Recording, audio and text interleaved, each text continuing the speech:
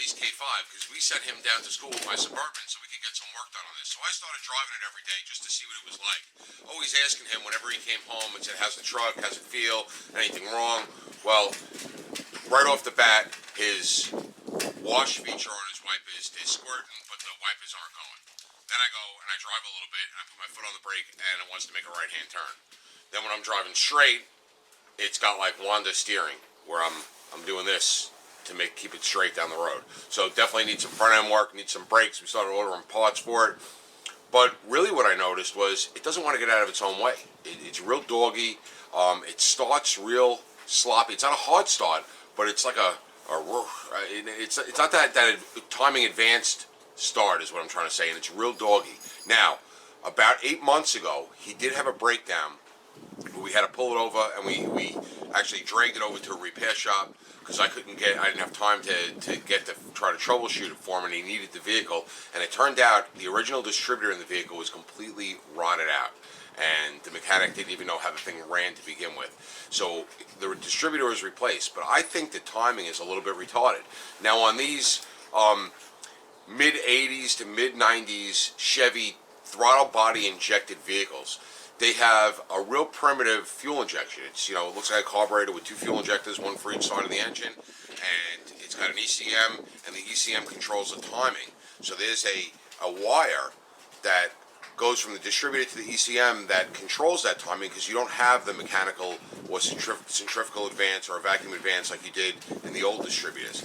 So what you need to do is you need to set your baseline timing when you put your distributor in at 0. So you got to disconnect the signal to the computer so that you can set that base timing at 0. I have a feeling when we check it that when they put it in, they didn't disconnect that wire, which means that it's actually 20 degrees retarded, which might not even run it retarded, so I could be wrong. But we're going to check it, and then we're going to show you how to set the timing. It's really easy and straightforward as long as you follow the right procedure. And hopefully that's why it feels just real doggy driving. It just doesn't want to get out of its own way. It runs nice. The engine runs really nice. It sounds nice. But you got to give it a lot of throttle to get moving. And it's way too much. Something's just not right. So we're going to start with the timing. We'll check that. And then we'll move on from there with our troubleshooting. Okay, so all the way down where I got the light shining, you'll see the harmonic balancer. And then you'll see to the upper part of that is the little metal timing tab, and it's got some V notches in it, and it's also got numbers on it. But the biggest V notch, that's the first one going on the right side as you're looking, that's going to be your 0 mark, and it's got a little 0 indicator on it, but it's kind of hard to see. But that's your 0. Now there's a line on the balancer itself, and that line on the balancer will line up with wherever the timing is. Now that line on the balancer is kind of hard to see. You're not going to see it now because it's actually not there right now. It's somewhere else in the rotation. But we're going to show you a little trick to be able to see that mark and that indicator real good when you're running the engine. Alright, so under the car, on the balancer, you can see right there's a groove cut in the balancer right at the bottom, and that is your timing indicator. Shining a light on it. I don't know if that's going to come out, but what I'll do is I'll just point at it. Alright, so there it is right there.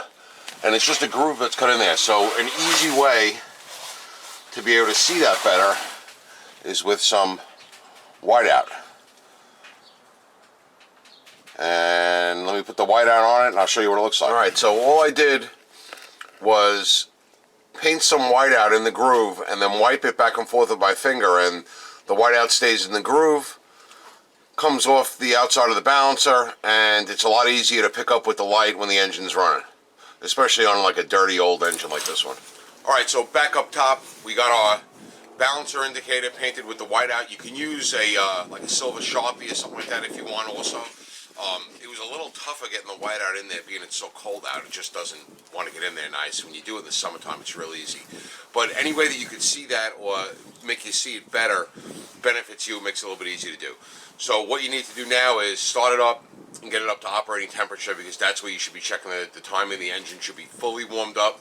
So I'm going to start it up now, and you listen to the startup, and you'll be able to tell that the timing's just not right. You'll be able to tell that it's definitely not advanced, because it doesn't have that roar where it's fighting the compression. But you'll hear it. It sounds like loose almost. That's the best way to describe it, is loose. But you'll hear it.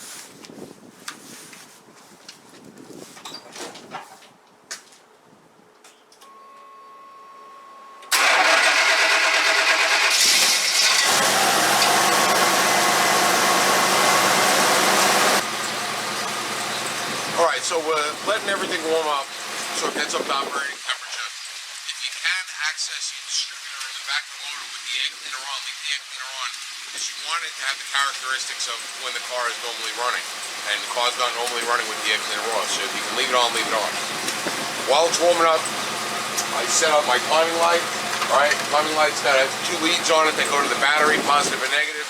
And then it's got one lead that goes down to the number 1 cylinders, which are on these small block Chevys.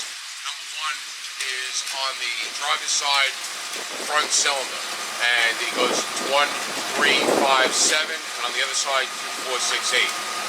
So you want to hook up your lead to the number 1 cylinder, so it's going to go on that spark plug line, going to the number 1 plug, and you're gonna clamp your clamp on. I'll show you what that looks like. Alright, here's my number 1 plug wire, and I got my clamp for my timing light going over that number 1 wire. I got a little quickie C-clamp thing on it because the spring in my trigger is shot from laying on the headers one too many times. So with everything hooked up, you can plug in your plug to the bottom of your timing light. You don't need any kind of fancy timing light. You don't need a dial back light for this. This is just a regular old Craftsman timing light. So with your timing light plugged in, you can see it strobes. Each time the cylinder fires, it strobes. It's not coming up every time with the camera speed. I'm going to change my setting to 60 frames per second so that you can see it better when I point it down at the end.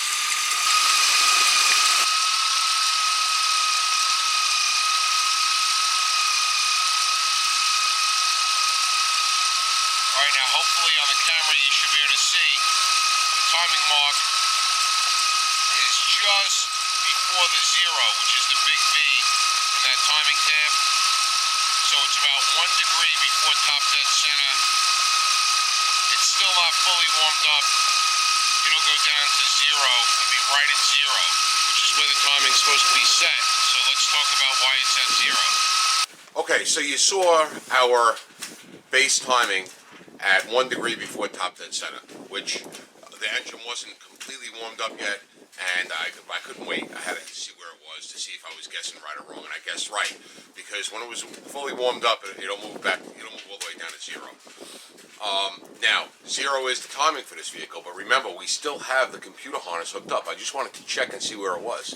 If it was in the right spot, we shouldn't have even seen that timing tab, because it should be anywhere from 12 to 20 degrees off, because the computer should be giving it some advance. So right now we're at 0. So now we know what the mechanic did that put the distributor in 8 months ago.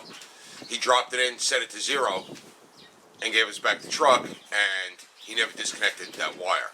Now on the emissions decal right on the radiator support, it tells you step by step what to do. It says 0 degrees timing, and it said to start the vehicle up and to disconnect that wire, and it sort of gives you a basic location of where the wire is.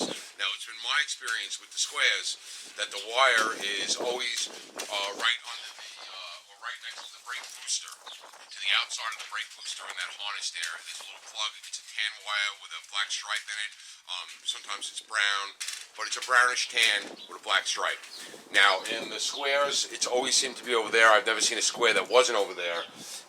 When they get to the later model ones, which is 92, 93, and 94, and I think the pickups went a little earlier, didn't they? Yeah, the pickups went in 90 and 91. Those are up on the firewall on the passenger side behind a plastic shroud. Take that plastic shroud off and it's right there. And then in 95, they're actually right next to the blower motor under the glove compartment inside the vehicle. And I'll show you where it is on this one. It looks exactly the same. No matter where it is in the vehicle, it looks exactly the same. And you got to disconnect that. When you disconnect that, that takes the computer out of the mix. You're going to throw a check engine light or a service engine, whatever they are, but you're going to throw a light, which is normal. and you're going to continue to let that vehicle warm up till it's fully warmed up. Now, once it's fully warmed up, you're going to check that timing, and you're going to see where that line is, and then you're going to move your distributor counterclockwise to advance it and clockwise to retard it. So, and you could say retard in this situation without offending anybody. It's not the R word. We're retarding the timing. So we know we're retarded already, because once we pull that plug, we're going to lose that timing indicator. That's that 1 is 0 right now, where it should be with the plug pulled, and the plug's giving it almost 20 degrees. So we know we're going to lose it. We're going to have to advance the timing, so we're going to be turning it counterclockwise. Now, to turn the distributor, at the base of the distributor is a little clamp. It kind of looks like this. It's got a 9/16 bolt going through it. The easiest way to get at it is either with a distributor wrench, and this is a real cheapo distributor wrench. It's got a 1/2 inch on one side, 9/16 on the other, and it comes apart so you can turn it, and it reaches in there nice and it goes in. Or you can use a crow's foot. That's pretty convenient also. These are the best two tools, this or a crow's foot, to loosen that nut. So depending on your vehicle, and these have a lot of shit down there, so you really need to get in with either a crow's foot or one of these. But some vehicles that don't have as much stuff down there, you can get in there with an open end wrench or a combination wrench, even a socket sometimes on a swivel. But this is definitely the easiest, and you could get them at like a junk one at Harbor Freight for a couple bucks. And you really don't need a high quality one, because all you're doing is you're just breaking it loose. You're not taking it all the way out. You're just breaking it loose so that you can turn that distributor. Now, when you turn the distributor, remember, you're gripping the whole housing. So it's not, you're gripping the cap, but you're turning that whole housing. And every degree of turn on the distributor is going to give you double down here at the crank, just because of the way it goes in. The distributor goes in like that. It's some kind of engineering math, but a little bit on the distributor is giving you a lot on this end, so you're just turning a little at a time. If you have two people, it's real easy, because one guy can stand there with the light and say a little more, a little more, a little more, a little more. If you're alone like I am today, then you're going to turn it a little bit, you're going to go check it, you're going to turn a little bit, you're going to go check it. Once you get it to 0, what you're going to do is, before you shut the car off, you're going to cinch down that hold down bolt for the distributor and get it tight, and then check it again to make sure it didn't move when you cinched it down, and that you're in the right spot. Then you can connect your advance wire back, shut the car off, turn the car back up. It'll automatically clear the code, because the computer actually knows what you did. Even this old school primitive computer is going to know that because we disconnected that and then reconnected it and started the car up again, we adjusted the timing, and it's going to get rid of that code. It's not going to stay in there as a check engine light or anything like that. In the OBD1, it's primitive. So what we're going to do is let it warm up the rest of the way. I'm going to show you if we could even see the timing mark with the ECM lead disconnected, and then we will adjust the timing. All right, so right next to the booster here, you'll see right here in this harness, right taped to the main harness, is your ECM lead for your distributor. It's a tan or a brown wire with a black stripe in it. It's got a little clippy dicky on it. You got to pull up on the clippy dicky. So I could do it with one hand. Now I'm going to need two hands to do it. But you're going to separate this little harness. It's got a little clip on it, and you separate that. You could do it when the engine's off, when the engine's on. It doesn't matter. I like to do it while the engine's warming up. When it's almost fully warmed up, then I'll pull this off, because the engine's not going to run as well when you got this disconnected, because it's getting no advance. Which in this one, it's going to be really bad, because it's not going to have anything.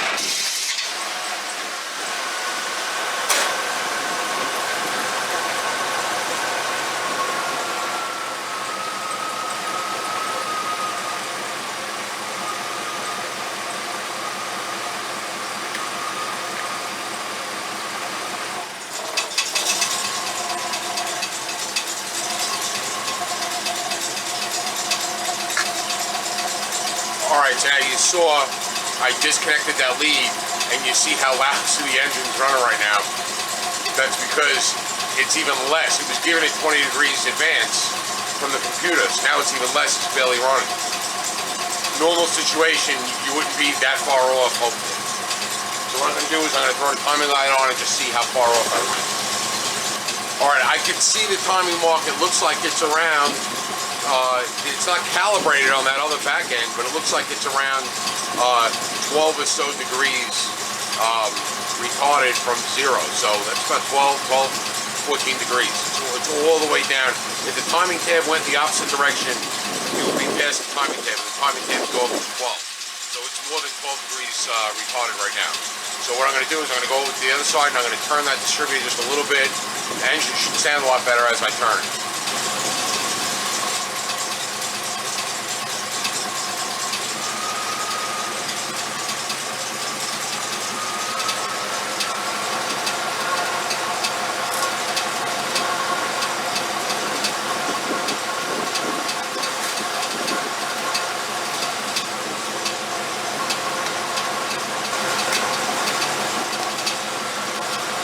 Alright, so I turned it a little bit, and now I'm still a little retarded. I'm below zero, but like I said, I'm going to let it warm up the rest of the way, and we'll see which way that moves. I'm gonna wait till the thermostat's fully open and it's fully warmed up, but I'll show you where the there's our timing mark. Hopefully it's coming up on camera, and it's about 1 degree after top dead center. So we're going to let it warm up the rest of the way, and then we'll adjust it a little more to get it to zero.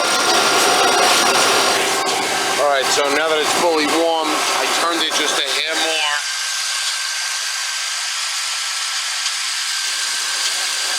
Right, and we are just about right in the middle of that big groove where just a hair. We're not to 1 degree before, but we're not exactly on zero. We're at about a half a degree before top dead center. So I can bring it back just a hair, and then I could cinch down my distributor and make sure I'm good. But if I left it there, it would be okay. That half degree isn't going to do anything. All right, so I got it right the way we want it, right at zero. I'm going to tighten down the distributor bolt, and then I'm going to verify that my timing didn't move when we reconnect that line. I got a little tick there. I don't know where that came from, but I never heard that before. So we'll have to investigate that as well. That was something.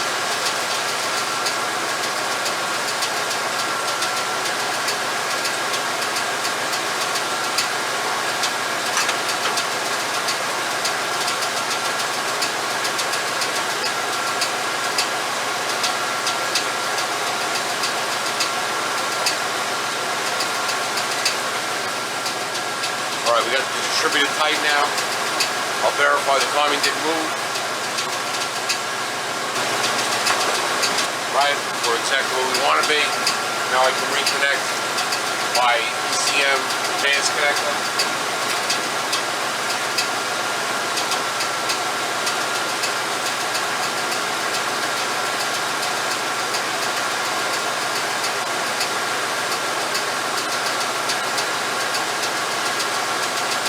So that's connected. Let me turn it off and on. See what happens.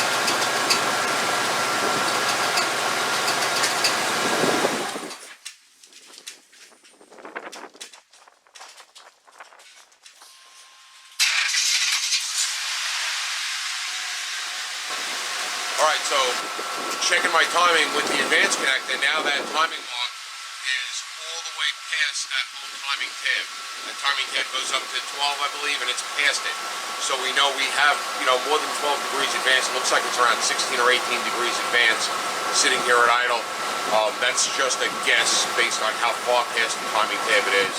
But you can see the engine's quieter. You can see the way it started up. It started up nice the way it's supposed to. It wasn't that sluggish startup. And now we can pull our timing light off and go for a ride and see how it feels, because that's going to be the proof right there is how it feels. Because this thing is just a burden to drive. It's hard to explain. It was just if anybody's driven something that was so retarded, it's just a burden. So we're gonna go get up a ride and see how we made out.